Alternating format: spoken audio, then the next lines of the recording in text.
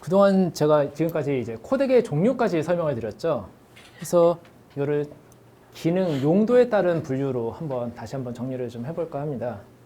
흔히들 우리가 매개 코덱, 작업용 코덱이라고 하는 것들은 보면은 편집용, 마스터링용이라고 쓰인다고들 하고요.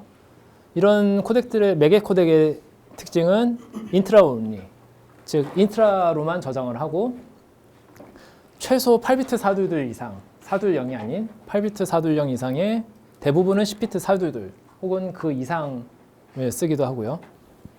종류에 따라서는 알파 채널, 그러니까 마치 투명도에 대한 그 값까지 저장할 수 있는 그런 옵션도 있고, 반복적인 입출력을 가해도 시각적 무손실을 유지한다는 특성이 있습니다. 즉 반복해서 편집해서 출력할 적마다 사실 이제 특히나 GOP 방식의 코덱들은 열화가 점점 이제 화면의 깨짐이, 디테일의 뭉개짐이 점점 누적이 되는데요.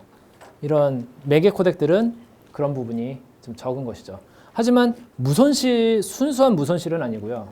시각적 무손실이기 때문에 이거를 뭐 한 8번 정도 반복해서 재작업을 하면은 그때는 확실히 눈에 두드러지게, 좀 민감한 부분들은 뭐 2번, 3번 만에 감지해내기도 합니다. 하지만 그래도 이런 것들을 좀 나름 최적화를 했기 때문에 반복 작업을 하더라도 이미지 손실이 좀 덜한 방식들, 그런 거를 이제 매개 코덱이라고 합니다. 보통 FHD 30p를 기준으로 100에서 500mbps, 일반적으로 220mbps, 프로레스 422 HQ가 대표적이죠. 이런 정도의 비트레이트를 가지는데요. 아쉽게도 절대 조건은 아닙니다. 그냥 대충 이 정도의 조건을 가지고 있다고, 이런 특성을 가지고 있다고 보시면 되고요. 이게 절대적인 조건이 될 수 없는 이유가 이 기술의 발전 때문입니다. 기술의 발전에 따라서 선호되는 매개 코덱이 달라지기도 하고 그렇기 때문에. 자, 프로레스 대표적인 매개 코덱이고요. 고프로 시네폼, 원래 시네폼이었는데 그 고프로에서 인수해가지고 마치 VP9을 무료로 개방한 것처럼, 구글이 VP9을 개방한 것처럼 무료로 사용할 수 있게 오픈하는 것이죠. 그다음에 HQ 혹은 HQX, 그라스밸리, 에디우스에서 만든 참 아이러니한 회사입니다. 에디우스의 대표 선전 문구가 Edit Everything, 모든 소스를 다 편집할 수 있다는데 에디우스를 위한 전용 변환용 매개 코덱을 만들어서 사용한다. 아이러니죠. 그 다음에 DNX 시리즈, DNX HD, DNX HR, 아비드에서 만든 것이죠. DNX HD 같은 경우는 이름에서 HD의 족쇄에 걸려있기 때문에 DNX HD는 SD로도 만들 수가 없고 4K로도 만들 수가 없습니다. 오직 HD 해상도 720과 1080으로만 작업이 가능하죠. 자, 이게 이제 사실 DVK님이라고 이제 KT 상상마당에 색보정 하시는 분이 이제 만든 이미지 컷인데요. 프로레스 릴버너로 입력해서 프로레스로 컨버팅해서 편집하면 안정적이다. 이제 조선모사에서 이제 원숭이들이 반발을, 네가 이 매개 코덱들은 용량이 크잖아요. 같은 GOP 방식에 비해서 보통 30mbps가 220mbps가 되는 거니까 거의 8배, 7배에서 8배가 뻥튀기가 되는 거잖아요. 하지만 지금 여기 마감 시간 2시간 앞두고 PC가 뻗는 거 많이들 경험해 보셨을 겁니다. 마무리 단계에서 뻗잖아요. 이게 매개 코덱을 안 쓸 때 비율이 압도적으로 높습니다. 조금만 생각해 보면 당연한 겁니다. 인트라, 그러니까 이게 인트라 방식과 GOP 방식의 차이인 거거든요. 인트라 방식은 편집을 하면서 우리는 자막을 입히고 효과를 먹이고 색보정을 하면서 이게 전부 다 효과잖아요. 이거를 프리뷰를 해가면서 컴퓨터는 실시간으로 연산을 해가지고 보여줘야 됩니다. 인트라 코덱 같은 경우는 이 소스를 단순히 읽어드려가지고 효과를 연산해가지고 보여주면 되죠. 하지만 GOP 같은 경우는 이게 복잡해집니다. GOP 그룹, 뭐 4개만 넷, 15개만 15개 프레임을 모두 다 읽어드린 다음에 그 중에 이게 몇 번째 프레임인지를 다시 파악을 해서 실시간 합성을 해야 됩니다. 단순히 프레임을 읽어드리는 단계에서만 이미 한번 합성을 한 상태에서 이펙트들을 적용을 해가지고 보여주니까 연산 복잡도가 한 5배 정도가 부하가 걸리는 것이죠. 그리고 우리 편집하면서 막 스크럽 하잖아요. 막 왔다 갔다. 그 마우스 흔드는 거에 맞춰가지고 컴퓨터는 또 미치 헐떡헐떡 계산을 해야 되기 때문에 인트라 코덱을 가지고선 스크럽을 해대면서 흔들어대는 것과 GOP를 가지고선 하면서 하는 거는 컴퓨터 입장에서는 정말 욕 나오는 짓이겠죠. 그러니까 마감 2시간 전에 파업을 하죠. 웃겼습니다. 예. 배포용 코덱이라고 흔히들 하는 이제 납품할 때 많이들 쓰죠. MPEG-2에서 이제 많이들 썼었고 지금도 이제 공중파 방송은 여전히 MPEG-2를 배포용 코덱으로 사용을 하고 있고요. 예전에 바람과 함께 사라진 DBX, XBID 아직 조금 남았죠. 그 다음에 지금은 이제 A264가 대표적인 배포용 코덱인데 아까 그 프로 기억하실지 모르겠는데 A264의 프로파일 중에 인트라 프로파일들이 있습니다. 얘네들은 인트라 프로파일로 만든 A264는 배포용 코덱일까요?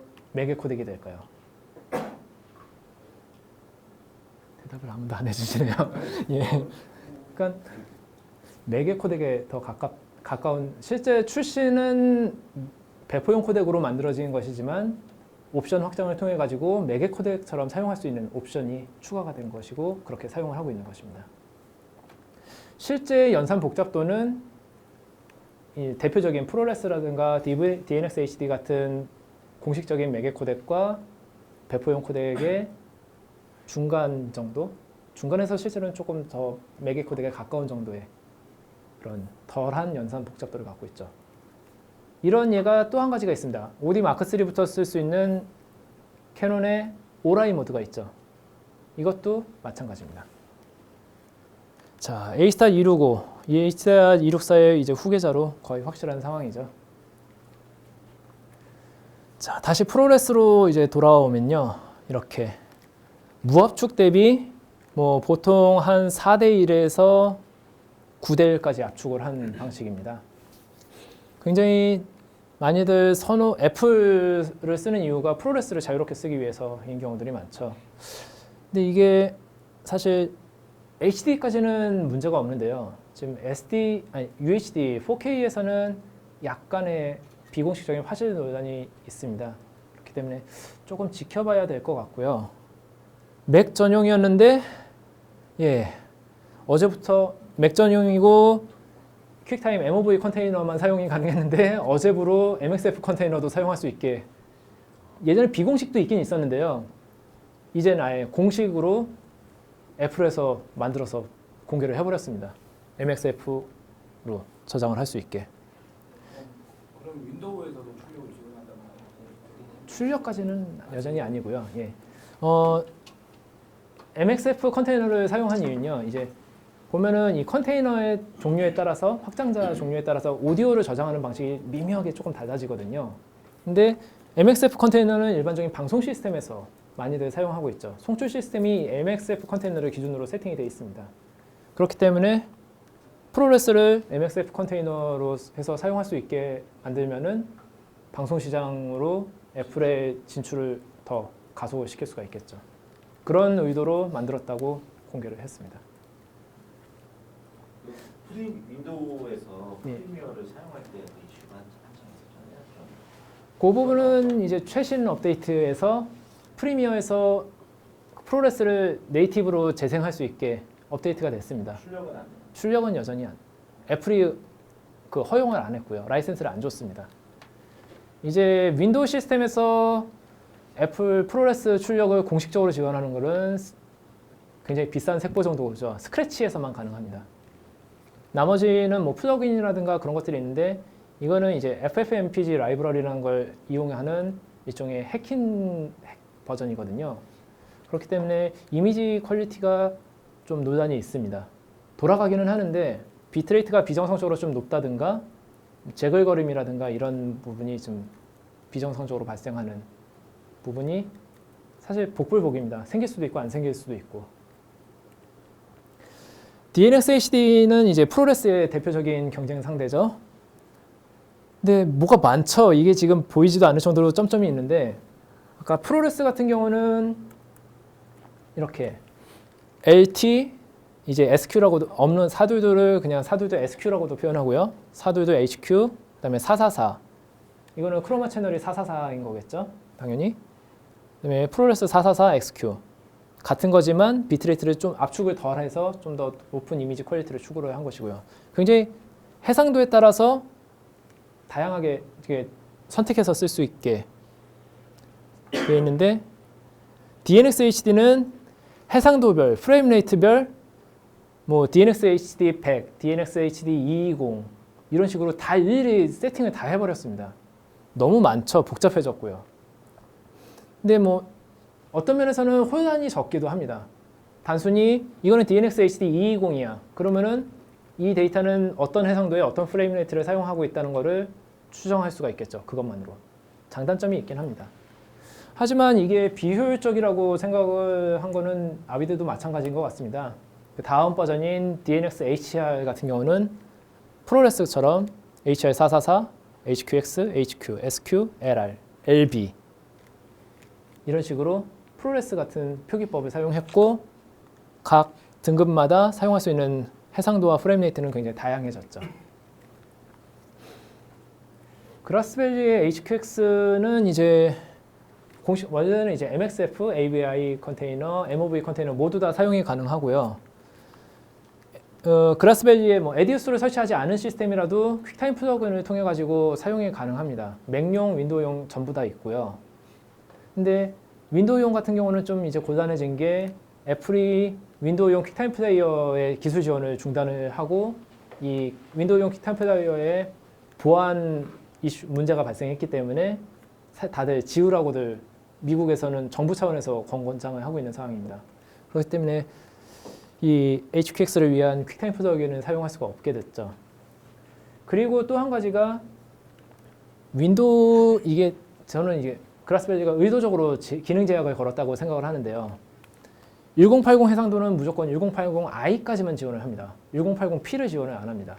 세팅을 1080p로 세팅을 하고 출력을 해도 데이터를 읽어들어서 보면은 인트레이스로 저장이 되어 있는 걸 알 수가 있습니다. 결정적으로 HQX의 문제는 지금 뭐 그라스밸리는 8K까지 시연을 완료했다고 공개를 하는데요. HQ는 옛날 버전이고 HQX가 더 신형 버전입니다. 최대 비트레이트가 500Mbps입니다. 근데 프로레스 같은 경우는 이제 2160p60이면은 그걸 프로레스 422 HQ로 하면은 1.6GBps가 되거든요. 4K 2160p30만 해도 800Mbps입니다. 기술적으로 HQ, DNX HD, 프로레스는 비슷한 기술을 사용하고 있습니다. 근데 사용할 수 있는 최대 비트레이트가 이렇게 차이가 난다면은 당연히 HQX의 기대 화질은 떨어질 수밖에 없다는 것이죠. 그래서 HD까지는 문제가 없습니다. 하지만 4K에서는 4K 24p까지는 어떻게든 비슷하게 경쟁을 하겠지만 30p 이상 특히나 이제 60p로 가버리면은 조금 고민을 해야 되겠죠. 자, 이제 비디오 저는 이제 제 책 제목처럼 비디오 코덱과 동영상 포맷이라고 해서 이를 구별을 하는데요. 사실 영어로 하면은 둘 다 비디오 코덱, 비디오 포맷입니다. 근데 이거를 굳이 저는 국문에서 이거를 다른 단어를 사용한 이유가 이게 다른 것이기 때문에 혼동을 줄이고자 일부러 단어 자체를 다른 걸 써서 구별을 하고 있습니다. 이제 동영상 포맷이 그러니까 코덱은 조금 더 좁은 범위라고 보시면 되고요. 실제 그 데이터를 실제 압축하고 재생하는 방식이고 포맷은 이 시리즈 이거를 포장하는 방법이라고 보시면 됩니다. 포장하는 방법인데 단 제조사 혹은 협회에서 만든 방식으로만 규정을 한 것이죠. 하지만 이 규정한 방법끼리 호환되는 시스템이라면은 서로 완벽에 가깝게 호환이 되겠죠. 예를 들어서 KBS 내부 같은 경우는 내부 자료를 이 소니의 XCam HD 사두들을 사용하도록 되어 있습니다. 예전 SD 자료 같은 경우는 IMX550이라는 포맷을 사용을 하고요. 그렇기 때문에 KBS 내부 자료는 HD는 XCam HD 422, SD는 IMX550이니까 단지 데이터만 받아도 이게 SD인지 HD인지만 확인한 다음에 그거로 세팅해서 작업을 하면은 호환성 문제가 없겠죠. 이런 용도로서 호환성 향상의 최고의 목적을 둔 것이 이제 동영상 포맷이라고 할 수가 있습니다. 그래서 비유하면은 이제 저는 코덱을 언어 혹은 문법에 비유를 하고요. 동영상 포맷은 사투리라고 표현을 합니다. 즉 사투리 안에서도 문법은 동일하지만 약간 변형이 이뤄진 그 지역만에서 통용되는 그 지역에서 보다 원활하게 통용이 되는 그런 방식이죠. 그래서 이 안에 사용하는 코덱이라든가 비디오 코덱 그리고 그 사양 비트레이트라든가 비트뎁스라든가 그 다음에 저장 매체 종류 그 다음에 파일 익스텐션 그 확장자 컨테이너라고도 하죠. 이런 것들이 이제 제한적으로 사용할 수 있는 범위가 제한되어 있습니다. 이제 동영상 포맷은 제가 조금 전에 레코딩 포맷을 언급을 했는데 사실 더 다양합니다. SD, HD 이것도 넓은 의미의 동영상 포맷의 범위고요. 그리고 뭐 NTSC 이게 방송 송출 규격이죠. 이것도 넓은 의미 동영상 포맷에 분명히 들어가는 범주입니다. 그리고 우리 현재 이제 UHD는 ATSC 3.0 우리나라는 HDSC 3.0을 쓴다고 했고 지금 HD 방송, 디지털 방송은 HDSC 1.0을 사용을 하고 있는데요.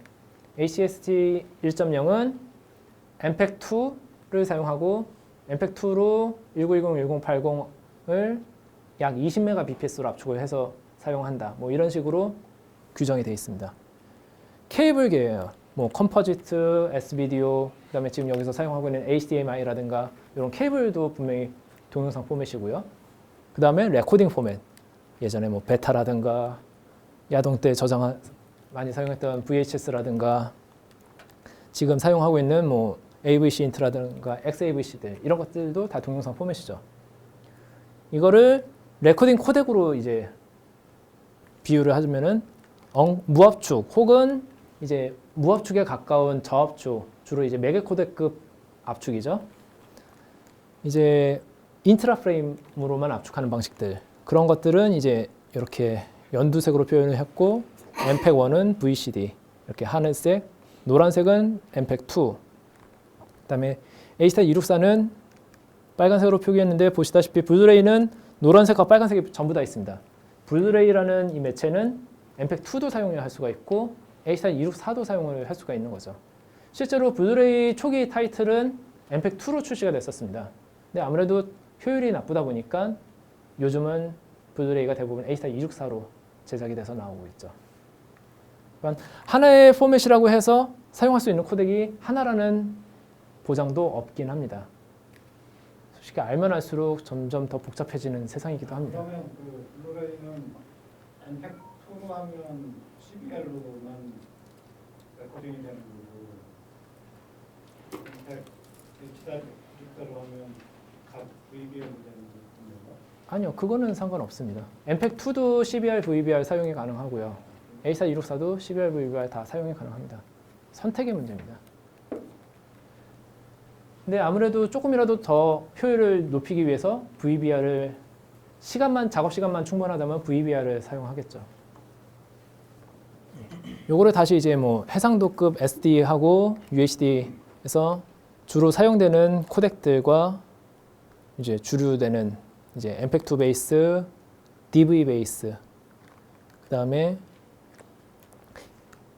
H.264 베이스들 이렇게 표기가 되고요. 보시다시피 H.264 베이스의 동영상 포맷들은 하나같이 AVC라는 단어가 포함이 되어 있습니다. 이런 특징이 있죠.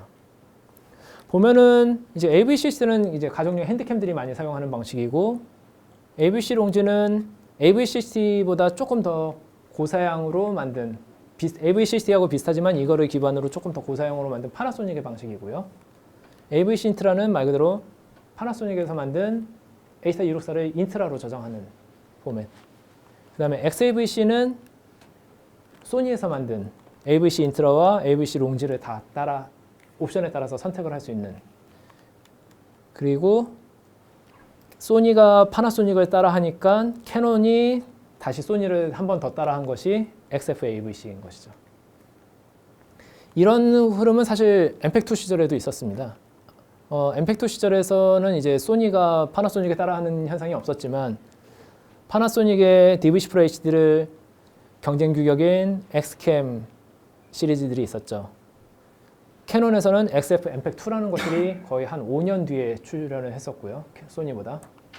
근데 데이터를 보면은 이거는 그 오디오 레코딩 포맷을 제외하고는 거의 동일 사양입니다. 심지어 앞 GOP 구조까지요.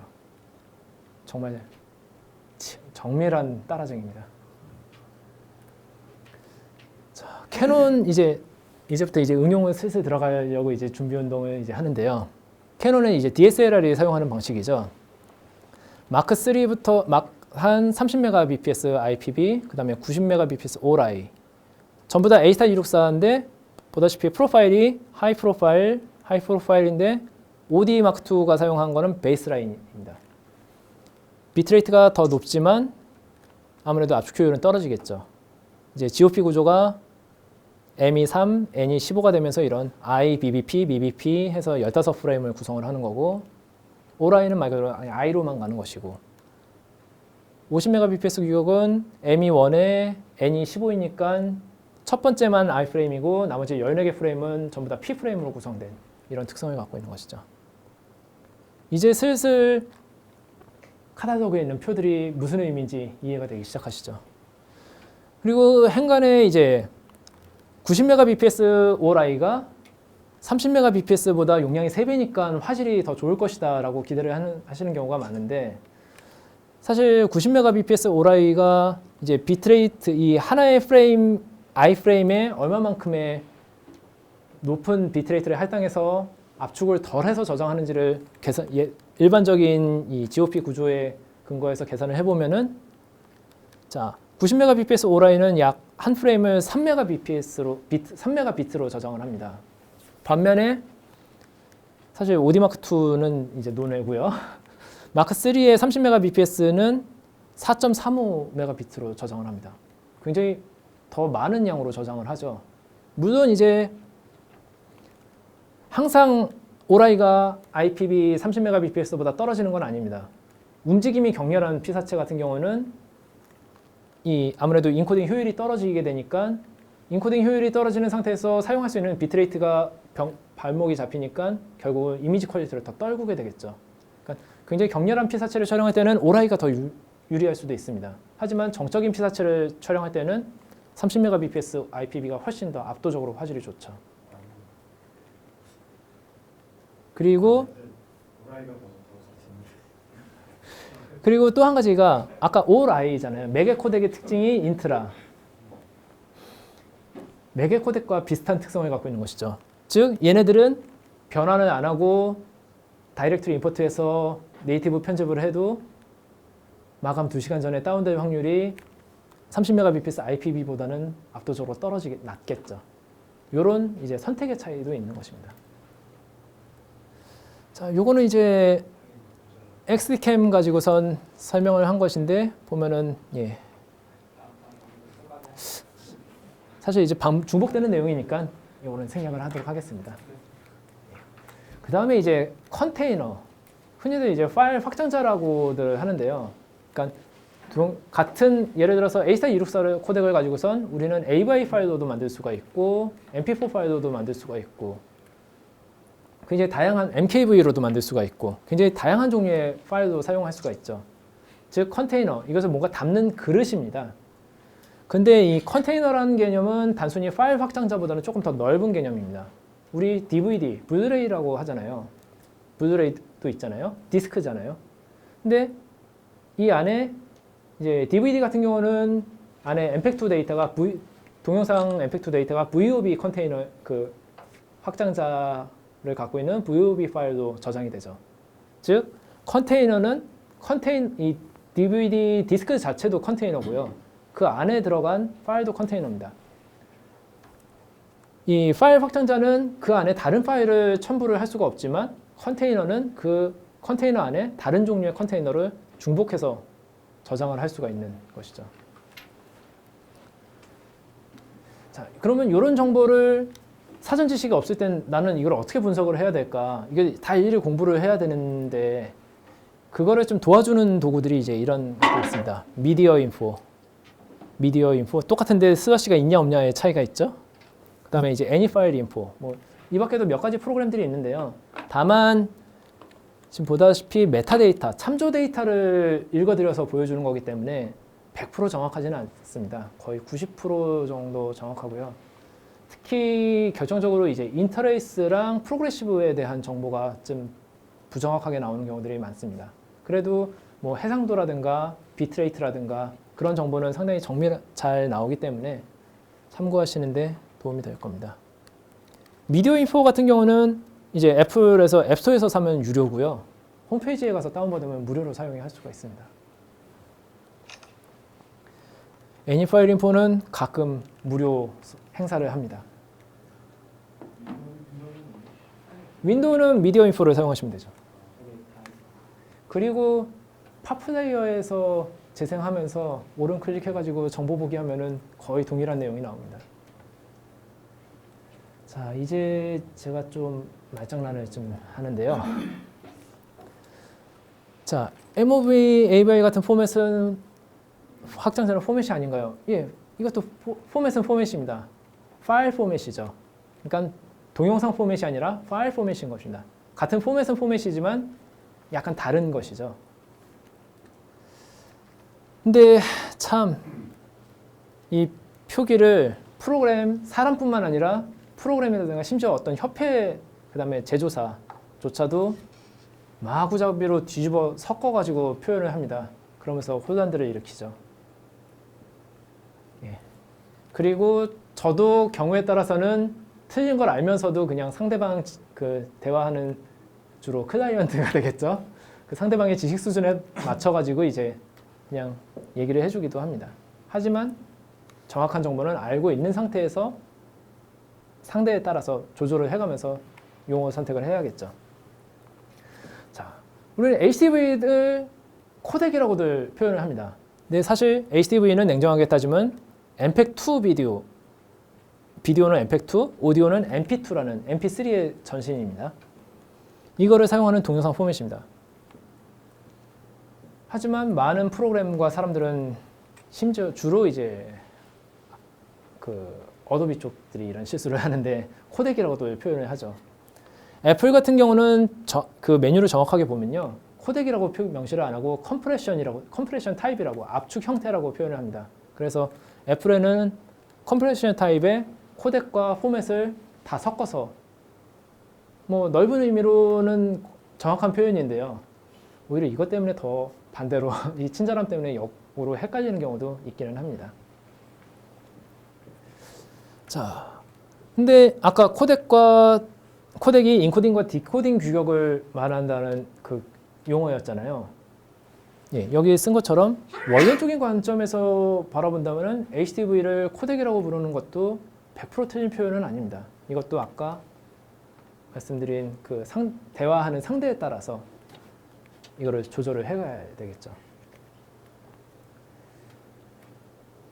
예. 이런 컨테이너 포맷, 아니 동영상 포맷, 비디오 코덱, 컨테이너를 잘 구별하고 사용하는 요령, 예. 많이 보고 사용하고 생각하고, 예. 네, 정말 제가 하면서 개소리라고 생각하지만 어쩔 수가 없습니다. 경험 쌓아가지고 스스로 정리를 하는 수밖에 없습니다. 제 책에 조금 그래도 정리할 기준점은 있습니다. 예, 원래는 여기까지 하고선 이제 휴식을 취하려고 했었는데요. 예, 바로 이어서 가겠습니다. 그 변환이라는 부분에서 이제 한번 변환이라든가 이런 부분을 좀 언급하면서 용어 정리를 하려고 하는데요. 이제 인코딩, 무언가에서 어떤 형태를 무조건 만드는 것을 전부 다 인코딩이라고 표현을 합니다. 뭐 우리가 출력하는 것도 인코딩이라고 할 수가 있고 중간에 작업 도중에 렌더링하는 것도 인코딩이라고 하죠. 제일 큰 넓은 의미입니다. 렌더링, 인코딩하고 비슷한데 차이점이라면은 인코딩 같은 경우는 무에서 유를 만드는 것도 가능합니다. 그 수치를 다 일일이 만들어 가지고요. 반면에 렌더링은 뭔가 원소스가 필요합니다. 이 원소스를 조합을 해가지고 만들어내는 과정을 렌더링이라고 표현을 하죠. 그렇기 때문에 제가 이제 V자 파편들을 모아서 박스 V를 만드는 저런 이미지로 표현을 한 거고요. 트랜스코딩, 변형을 하는 것입니다. 변형을 하는 것입니다. 박스의 고딕체 V를 박스의 이태직 V나 원의 이태직 V, 코덱을 저는 이 안에 거를 이제 코덱을 의미를 하고 이 밖에 거를 컨테이너를 의미를 하는 건데요. 컨테이너를 바꾸기도 하고 컨테이너도 바뀌지만 무엇보다 이 내부 코덱이 바뀌는 거, 코덱 혹은 코덱 사양이 바뀌는 거, 이거를 전부 다 트랜스코딩이라고 합니다. 압축, 말 그대로 줄이는 것이죠. 크기를 줄이는 것입니다. 뭐 컨테이너와 코덱 종류는 동일하더라도 뭔가 사양을 변경을 시켜서 압축을 하는 것. 그렇다면 압축은 전부 다 트랜스코딩에 포함이 되겠죠. 컨테이너도 변형을 할 수도 있고 안 할 수도 있고, 코덱도 변경할 수가 있고 안 할 수가 있고. 자, 약간 헷갈리는 것이 이제 리래핑입니다. 리래핑은 이 파일 포맷은 래퍼라고도 표현을 하거든요. 우리가 덮어 씌우는 그 규격이라고 해서요. 보면은 안에 V자는 동일하죠. 코어는 그대로인 상태에서 외부 컨테이너만 변경을 하는 것입니다. 맥에서 XDCAM을 써보신 분들은 많이 경험을 하셨을 텐데 XCAM 트랜스퍼라는 소프트웨어를 통해 가지고 MP4 혹은 MXF로 촬영된 데이터를 파이널 컷 프로에서 사용하기 위해서 MOV 컨테이너로 변환을 하죠. 근데 그 소요 시간은 거의 복사 시간만 필요할 정도로 빠르게 작업이 됩니다. 예. 이게 리래핑 방식의 변환에서 이제 특성이고요. 즉 연산 과정을 거의 필요로 하지 않고 단순 복사에 비슷한 개념인 것입니다. 복사를 해가면서 포장만 다시 다른 종류로 하는 것이죠. 그러면 제가 이거를 왜 언급을 하냐면은 요즘 이제 어도비에서도 그렇고 파이널 컷 프로에서도 그렇고 넌리니어 시스템에 대해서 뭔가 업데이트하면서 스마트 렌더링이라는 단어들을 많이 쓰는 경우가 있습니다. 원 소스와 편집본에서 출력본이 데이터 동영상 포맷이 동일할 경우, 코덱이 동일하거나 코덱과 그 비디오 사양이 전부 다 동일한 경우는 스마트 렌더링을 사용한다. 그게 이제 리래핑하고 비슷한 과정으로 작동을 하는 겁니다. 즉 편집된 커팅된 데이터를 다시 렌더링으로 해서 다시 읽어서 인코딩해서 저장을 하는 것이 아니라 단순히 읽어들여서 복사를 하는 개념으로 출력을 하기 때문에 굉장히 출력 속도가 빨라지게 되는 것이죠. 작업 시간을 절약하는 방법입니다. 이것들을 이제 한눈에 보면 이제 이렇게 되고 이것보다는 이제 서로 어떻게 중첩이 되는지를 보면은 예, 하나가 더 있군요. 결국은 뭐 다 같은 이미지였습니다. 보면은 압축은 트랜스코딩에 전부 다 포함이 되고 트랜스코딩과 렌더링은 중복되는 영역이 있기도 하고 안 되기도 하고 리래핑은 렌더링에 중첩되기도 하고 안 되기도 하고 이 모든 것을 다 통틀어서 인코딩이라고 하는 것이고요. 자, 이제 본격적인 이제 즐거워하실 만한 시간인 이제 응용 시간인데요. 여기부터는 이제 좀 제 개인적인 생각이라든가 의견이 있기 때문에 지금보다도 더 정신 차리고 의심을 해가면서 봐주셨으면 합니다. 예, 아까 말씀하셨죠. 정말 자주 잊을만 하면은 게시판에 자주 올라오는 화실 열어 없이 고화질로 출력하는 저는 이거를 이렇게 대답을 합니다.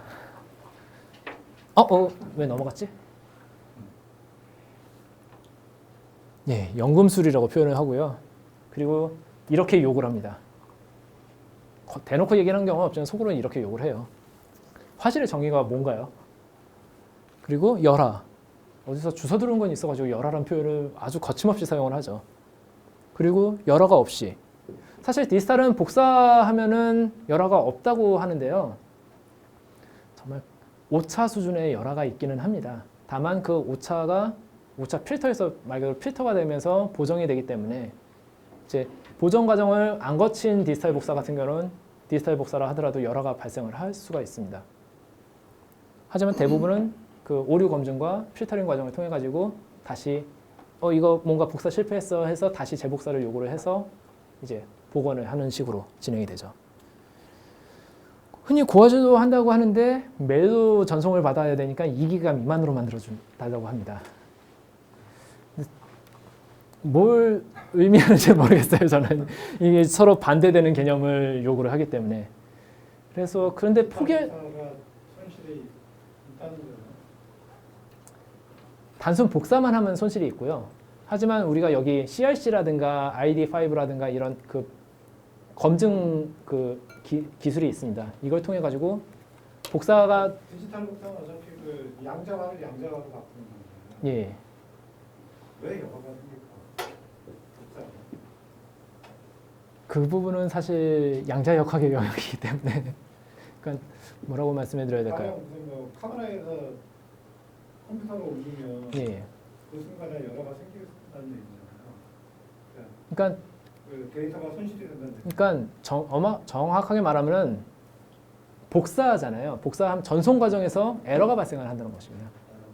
근데 그거를 검증 그 기술을 통해 가지고 보완을 하는 것이죠. 그러니까 복사를 하다가 오류가 발생한 거를 파악을 하면은 재복사를 요구를 하는 겁니다. 그러니까 그 여기서 말하는 손실은 에러에 의한 손실. 예, 에러에 의한 손실인 것이죠. 그런 말이죠. 자, 근데 사실 이제 우리가 픽프 프로 영상인 연합이니까 프로니까 어떻게든 클라이언트의 뜻에 맞춰줘야 되잖아요. 그러니까 솔직히 저 고화질도 만드는 방법은 모르겠고요. 반대로 망가뜨리는 건 자신이 있으니까 이 망가뜨리는 거를 반대로 접근을 하면은 클라이언트가 의도하는 거에 최대한 근접한 방법으로 가지 않을까라는 게 제 생각입니다. 예, 포기하면 편한데 이건 뭐 이해 못하신 분들이 많으실 테니까. 예, 자, 우리가 이제 동영상 화질 얘기를 할 때 비트레이트가 깡패란 얘기를 종종 합니다. 근데 저는 이거를 반만 맞는 표현이라고 얘기를 하고요. 비트레이트가 깡패가 되기 위해선 몇 가지 전제 조건이 필수입니다. 이 필수 조건이 충족이 안 되면 비트레이트는 절대 깡패가 될 수가 없습니다. 깡패가 되기 위한 조건, 동일한 압축 방법, 동일한 물리적인 사양인 상황에서 그다음에 동일한 코덱을 사용한 경우에서 이런 경우에서는 비트레이트가 차이가 나면은 화질 차이가 있을 수가 있습니다. 하지만 이렇게 다음과 같이 SD 시절에서 SD 6mm에서 많이 사용하던 DV와 요즘 핸디캠에서 주로 사용하고 있는 AVCCD. DV는 25Mbps CBR이고요. AVCCD는 24Mbps VBR을 주로 사용합니다. AVCCD 1.0의 최고 사양으로 했을 때는요. 물리적인 사양이 차이가 있죠. 그리고 DV는 인트라 방식입니다. 그리고 AVCC는 GOP 15프레임씩 묶어서 압축을 하죠. 얼마나 차이가 나는지를 한번 보여드릴게요. 여기서 보면은 왼쪽이 DV고요. 오른쪽이 이제 AVCCD입니다. 위아래는 동일하고요. 다만 피사체가 다른 것뿐입니다. 재생을 하면요. 예. 프로젝터가 멀리서 보면 똑같습니다. 예, 같아 보이죠? 이게 예. 저기 유튜브에 찾아보시면 나오고요. 제가 예. 유튜브랑 그 카페 찾아보시면 나오는데요. 압도적으로 오른쪽이 화질이 좋습니다. 용량 비트레이트는 1Mbps가 더 낮은데도요. 당연한 게 일단 해상도 자체가 FHD와 SD인 차이점이 있고요. 그다음에 또 한 가지는 이제 위아래가 아래쪽은 똑같이 DV와 AVCHD의 차이지만 화질 차이가 굉장히 적습니다. 물론 자세히 인지하고 보면은 이거 차이 여기 왼쪽이 해상도가 화질이 떨어지는구나, 깍두기가 좀 격자가 보이는구나를 인지하지만 이게 무슨 차이가 있었던 거냐면은 보시다시피 위쪽은 움직임이 핸드헬드로 찍은 겁니다. 이거 아마추어가 찍은 게 아니고 전문 8년차, 10년차 이상의 카메라 감독님이 찍으신 거고요. 출항하는 배 위에서 이게 하다 보니까 흔들림이 어쩔 수 없는 것이죠. 반면에 아래 거는 이제 마크 3로 촬영한 것을 컨버팅했던 것이고요. 반면에 이 아래쪽 거는 NX1으로 120프레임으로 촬영한 거를 30프로 해서 4분의 1배속으로 재생을 한 것이죠. 그리고 또 한 가지가 위쪽은 심도가 굉장히 깊습니다. 그리고 아래쪽은 심도가 굉장히 낮죠. 심도가 낮고 저속 재생을 할 정도로 이제 저속 재생을 하면 그만큼 이미지의 흔들림이 적겠죠. 움직임이 적겠죠. 움직임이 적고 포커스 뎁스가 낮으면은 압축 인코딩 효율이 올라가게 됩니다. 즉 압축 인코딩 효율이 올라간다는 것은 그만큼 더 고화질 데이터가 나올 수 있다는 얘기죠. 그러니까 저는 이런 거를 이제 이미 소스의 우월함이라고 표현을 하고요. 이제 가능하면은 근데 항상 우월한 소스만 촬영할 수는 없잖아요. 그러니까 이런 상황에 따라서 대처를 이런 상황에서는 이런 문제가 발생할 수 있으니까 그 다음에 이렇게 아래쪽처럼 촬영할 수 있는 조건에서는 가능한 저렇게 촬영하면 압축 효율이 올라가니까 이쪽을 지향하도록 추구하도록 해야 되겠죠. 자, 사실 이제 저는 A-264라고 표현을 했는데 이제 정확하게 따지면 이제 GOP 방식의 코덱에서 이제 화질에 영향을 미치는 요소. 아까 프로파일을 언급을 했었죠. OD 마크2의 베이스라인 프로파일은 사용할 수 있는 기술이 굉장히 저급 기술만 사용을 할 수가 있습니다. 반면에 막3가 사용하는 하이 프로파일은 굉장히 고급 기술들을 더 많이 사용을 하고 그만큼 압축 효율이 올라가기 때문에 더 적은 비트레이트로도 더 높은 이미지 퀄리티를 나타낼 수가 있었던 것이죠. 즉 사용하는 코덱에 더 높은 고사양의 프로파일을 사용하면은 더 높은 화질을 확보할 수가 있습니다. 그러려면은 이제 다시 돌아가서 각 프로파일이 어떤 기술을 사용할 수 있는지 알고 있어야겠죠. 그리고 레벨 같은 경우는 무조건 제일 높은 걸 쓰면은 최고 사양을 쓸 수가 있으니까 좋기는 합니다. 하지만 이게 무슨 문제가 발생하냐면 이제 호환성 문제가 발생할 수가 있습니다. 재생 시스템에서 지원하는 레벨의 등급이 차이가 나는 경우가 있거든요. 그래서 저는 가능한 각 레벨에 지원하는 최고 사양에 근접한 수준으로만 레벨을 사용하시더라고 권장을 합니다.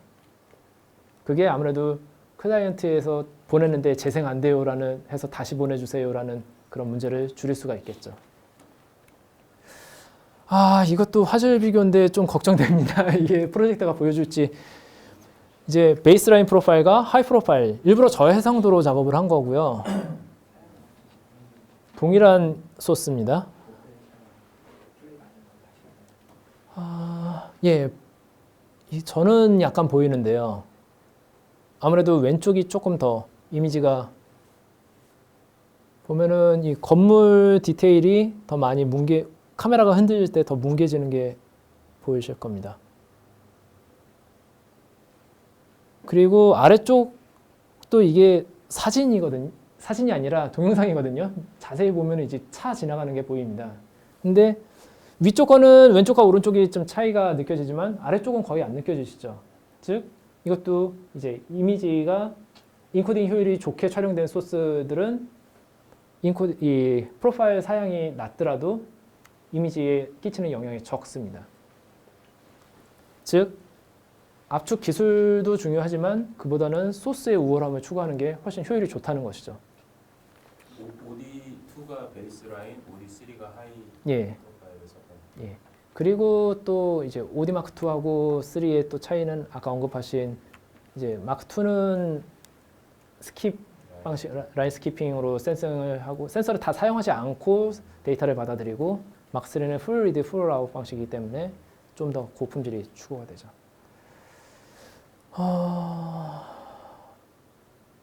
예, 살짝 보이긴 합니다. 보면은 이쪽 베이스라인으로 한 경우는 이렇게 계단 현상이 보이죠. 하이 프로파일은 상대적으로 매끄럽고요. 그 다음에 맨홀 부분을 보면은 잘 보이실지 모르겠는데 베이스라인은 완전히 그냥 평면으로 뭉개졌고요. 이쪽은 맨홀의 그 무늬가 보입니다. 이런 프로파일에 따라서 이렇게 결과값이 달라지는 것이죠. 자, 그 다음에 또 이제 화질에 영향을 끼치는 요소가 어도비 미드 인코더의 스크린샷인데요. 보면 A-264에 보면 키프레임 디스턴스라고 되어 있습니다. 키프레임이 뭐냐면은 바로 기준 프레임. 여기서는 이제 I 프레임을 기준으로 하는 것이죠. 즉 iframe의 디스턴스, GOP 거리를 얘기를 하는 것이죠. 그럼 GOP 크기를 크게 해주면은 인코딩 효율이 올라가겠죠. 하지만 절대적으로 항상 그런 것만은 아닙니다. 왜냐면은 자, GOP를 만약에 최대값은 A264 같은 경우는 300인데요. 300이라고 하면은 약 10초죠. 30p 시스템에서. 근데 만약에 컷이 1초 간격으로 컷이 바뀌는 동영상이다. 그러면은 이게 인코딩 하는 입장에서는 상당히 굉장히 거대한 P프레임, 거의 컷이 바뀔 때는 거의 I프레임에 근접한 형태의 P프레임을 생성을 하게 되겠죠. 그렇기 때문에 이 사용한 컷의 평균 그 듀레이션, 이거를 기준으로 키프레임 디스턴스를 잡는 것이 압축 효율이 좋습니다. 만약에 시작부터 끝까지 같은 컷이라면은 지원하는 최대값을 넣어주는 게 아무래도 인코딩 효율을 조금 더 높이는 방법이 되겠죠. 알면은 사용할 수 있는 옵션이고 모르면은 그냥 기본값인 70일을 쓸 수밖에 없는 그런 옵션입니다. 그 다음에 이제 CBR, VBR, ABR은 뭐 아까 설명드린 당연한 결과고요. 그 다음에는 이제 또 한 가지가 이제 X264. 흔히들 우리 X264 코덱으로 하면 화질 좋아 뭐 이런 얘기들을 하잖아요. 근데 사실 약간 틀린 표현입니다. X264는 코덱이 아니고 인코딩 라이브러리입니다. 즉 이거는 엄밀히 따지면 이제 XBD의 후손이라고 할 수가 있는데요. 그 원래 아까 A264가 라이센스 엠팩이라든가 이런데 라이센스를 문다고 했잖아요. 이거를 일종 무시한 일종의 해적판입니다. A264 인코딩을 위한 인코딩 코어를 자유소프트웨어 연합에서 만들어가지고 배포를 한 거거든요. 근데 문제는 이게 성능이 괜찮습니다. 지원하는 프로파일이라든가 기능이 일반 상용 인코딩 프로그램들보다 더 많은 경우가 많아요. 이제 이게 위키비에 보면은 이제 정리가 되어 있는 것들인데요. 보면은 QT, 퀵타임, 네로 인코더죠. 그다음에 X264 라이브러리, 메인 컨셉 코덱이라고 많이 들어도 보셨죠. 어도비에서 쓰는 것이 이제 메인 컨셉이고요. 그다음에 뭐 프로코더, 엘리먼트 뭐 이런 유명한 회사들이 있고 보면은 빨간색이 사용할 수 없는 기술이고 이 연두색으로 나오는 것들이 사용할 수 있는 기술들이 많은 거죠. 즉 연두색이 많은 것들이 사용할 수 있는 기술이 많은 거고 인코딩 하는데 시간은 오래 걸리겠죠. 아무래도 사용하는 기술들이 많으니까 대신에 압축 효율은 올라가겠죠. 즉 압축 효율이 올라간다는 얘기는 계속 반복되지만 같은 비트레이트에서 조금 더 높은 화질을 기대를 할 수가 있게 되는 것이죠. 그 다음에 문제는 지금 퀵타임인데요. 이게 그러니까 어도비 시스템은 굉장히 그럼 화질 좋다고들 얘기를 하잖아요. 그러니까 이 퀵타임은 요 정리된 거는 이제 옛날 방식의 퀵타임입니다. 퀵타임 7 기준이고요. 요즘 나오는 퀵타임은 이것보다는 더 많은 기술들을 지원을 하기 때문에 화질 개선이 됐습니다. 하지만 이제 제가 굉장히 혐오하는 프로그램이 있는데 이제 엠팩 스트림 클립이라고 애플 사용하시는 분들이 이제 많이 사용하시는 컨버팅 프로그램들이 거의 만능으로 생각을 하고 사용하는 컨버팅 프로그램이 있는데 그게 바로 퀵타임 7 베이스입니다. 그래서 제가 생각할 때 가장 미련한 짓은 엠팩 스트림 클립을 가지고선 A264 인코딩을 하는 것만큼 바보짓은 없습니다. 화질도 떨어지고요. 그 다음에 시간도 오래 걸려요. 이제는 옛날에 저사양 시스템에는 엠팩 스트림 클립이 속도가 빨랐는데 같은 프리웨어로 쓸 수 있는 이제 핸드브레이크 같은 프로그램 거의 5배 정도 속도 차이가 납니다. 근데 화질은 핸드브레이크가 더 좋아요. 자, X264를 이제 컴포넌트라고 해서 이제 사용하는 코어가 배포가 되고요. 이제 퀵타임에서 이거를 사용하려고 할 때는 이 퀵타임 라이브러리에다가 이 컴포넌트를 넣어주면은 퀵타임 내부에서도 이 X264 이 컴프레션 타입을 선택을 해가지고 그 다음에 옵션으로 들어가면 이제 그 안에 다양한 인코딩 옵션을 설정할 수 있는 것들이 있습니다.